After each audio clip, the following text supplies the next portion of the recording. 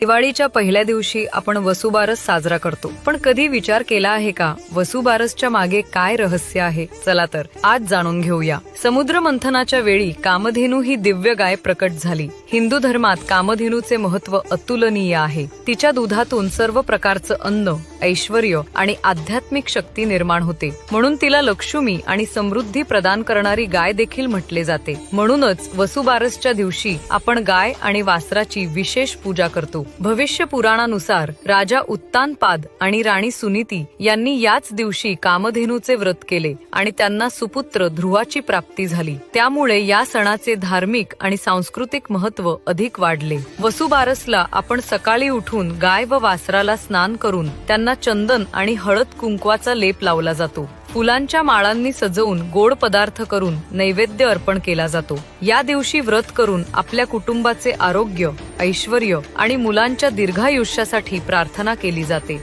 वसुबारस हा सण आपल्या संस्कृतीतील गौमाता आणि वासराची कृतज्ञता व्यक्त करतो आणि गोवंशाचे महत्त्व जाणवून आपल्याला निसर्गाशी असलेल्या नात्याची जाणीव करून देतो. Download ShareChat.